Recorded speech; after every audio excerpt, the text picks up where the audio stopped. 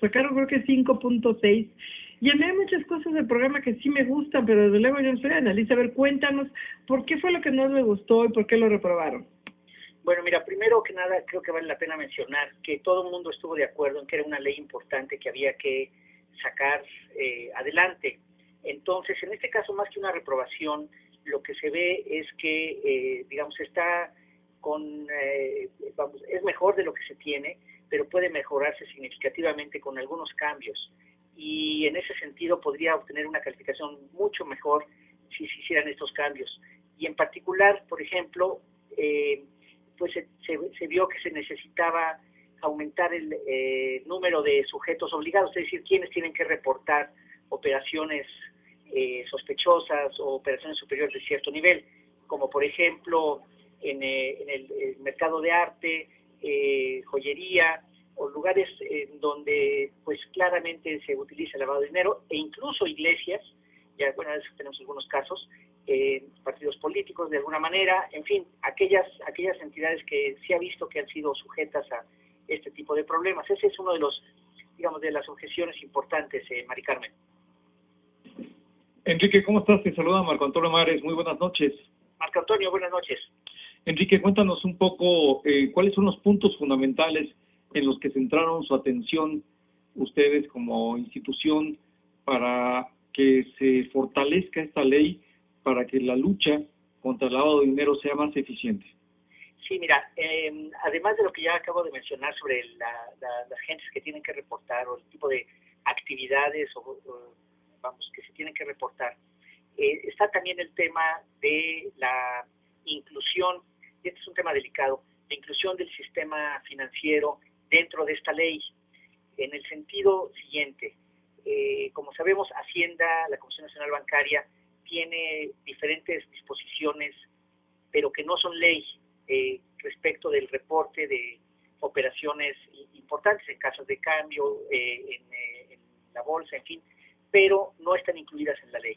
Entonces, uno de los puntos importantes a los cuales se abocó el panel es precisamente decir, bueno, se necesita tener una ley contra el lavado de dinero y financiamiento del terrorismo, que por cierto esa parte también se criticó de que no estaba casi por ningún lado más que en el título de la ley.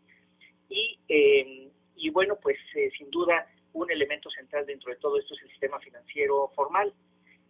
Entonces, ese es una segunda, digamos, elemento que debe de atenderse. Y una tercero, por ejemplo, es la parte de la autoridad y quién va a vigilar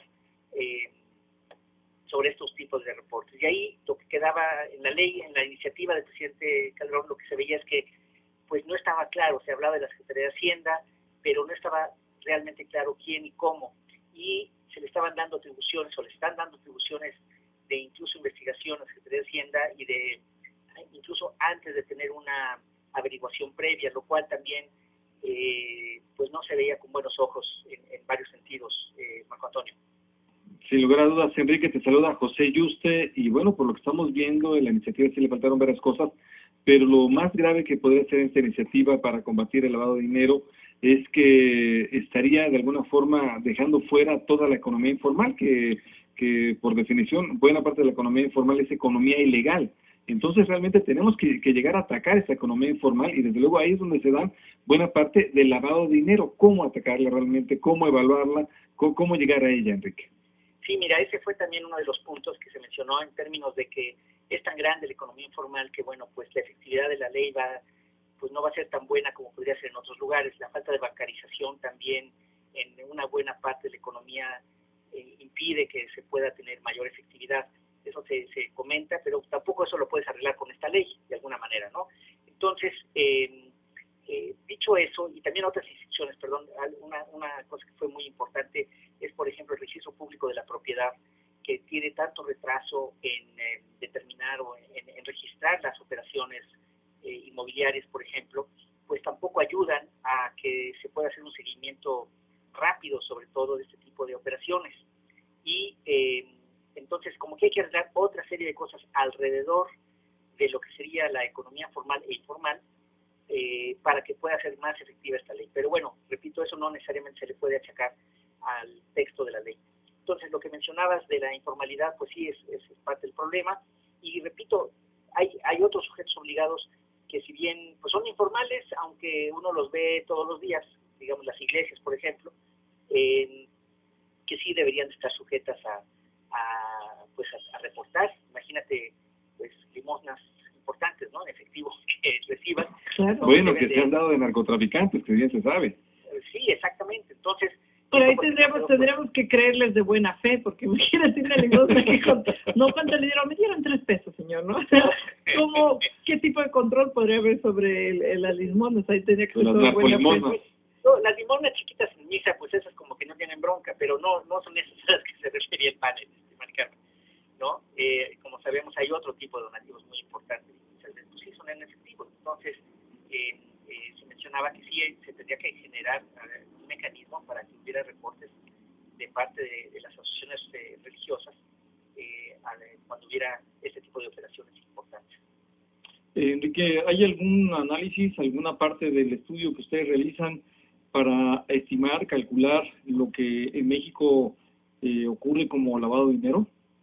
Pues mira, los panelistas hablaron que claro que es difícil de poderlo calcular, se referían a cifras que salieron en varios reportes que se hablaban de 30,000 millones de dólares al año en el 2009, entonces pues sí se está hablando de una cantidad muy importante.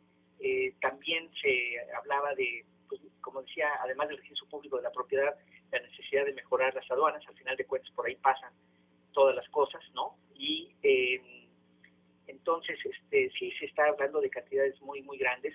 Y permite, José, el otro punto es que, como decía, el tema del financiamiento del terrorismo, que es una recomendación de la GAFI, de este grupo de acción financiera internacional, que por cierto preside México ahora, pues prácticamente no se toca en la ley, y sin duda pues el sector más cercano a eso, ya en plan de financiamiento, que puede ser incluso con dinero lícito, no necesariamente ilícito, es el sector financiero, y por eso es la importancia también de incluir al sector financiero en su conjunto dentro de los parámetros de esta ley contra el lavado de dinero y del crimen, contra el crimen organizado, ¿no? Sí, desde luego. Ahora, bueno, esta es la parte mala, es que no se ha aprobado ni siquiera así como está la iniciativa, no se aprueba ni así, ni complementada. Ahí hay que hacer un cabildeo bueno con los partidos políticos, que los partidos políticos se comprometan a sacar adelante estas iniciativas, porque la verdad es que lo que estamos viendo, Enrique, es que no se comprometen con nada. El Ejecutivo aquí está haciendo un esfuerzo, desde luego, como vemos, se debe completar ese esfuerzo, complementar, pero aquí los partidos políticos en el Congreso ni siquiera la ven, ¿eh?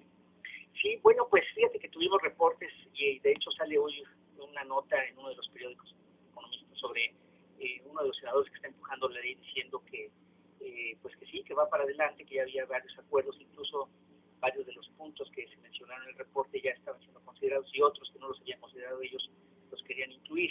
Entonces, y teníamos otra información, bueno, no sé, a lo que usted tiene mejor información que yo, pero aparentemente sí es un tema que sí podría salir pronto, José y Marco Antonio, Maricarmen. Oye, Enrique, felicitarlos por estos estudios que hacen, y platícanos, cuando habla de los panelistas, ¿quiénes fueron? ¿Quiénes sacaron este estudio? Mira, es interesante, como saben ustedes, el CEI convoca a un grupo de evaluadores y que vienen de diferentes lugares, con diferentes perspectivas, y a veces según el tema hasta diferentes ideologías. En este caso, más que la ideología, era la actividad que han desempeñado. Entonces teníamos, por ejemplo, los operadores de casas de cambio, teníamos 2 personajes ahí de casas de cambio, no solamente en México, sino en la frontera, bueno, en Monterrey era uno de ellos. Luego, académicos en los temas, también académicos que se han especializado en esto, como Jorge Chabat, por ejemplo, o Edgardo Buscaglia, que ustedes conocen también, que se ha dedicado a este tema mucho. Luego, exfuncionarios que han estado incorporados en este tema, Patricia Torres, por ejemplo, que ahora está justo en ese tema en una empresa privada. Por otra parte, penalistas también tuvimos, y Ramón García Gibson, por ejemplo, Ramón García Gibson del CIDE, y Jorge Romo del INACIPE, Luis Fonserrada del CESP como financiero, Luis Fernández de una de las casas de contadores fiscalistas importantes en el país. Entonces, pues sí, es una mezcla que me parece interesante, que da sus puntos de vista, sobre todo con diferentes perspectivas, Maricarmen, eso me parece que es muy importante. Pues sí, efectivamente. Oye, pues muchísimas gracias nuevamente, Enrique Cárdenas, director ejecutivo del Centro Espinosa Iglesias. Muchísimas gracias. Gracias. Al contrario, muchas gracias a ustedes y bueno, pues echarle ganas a que esta cosa salga adelante. Esperemos, Enrique, muchas gracias. Adiós, Gracias, Enrique. buenas noches. Bueno, vamos rápidamente a un corte, no se vaya.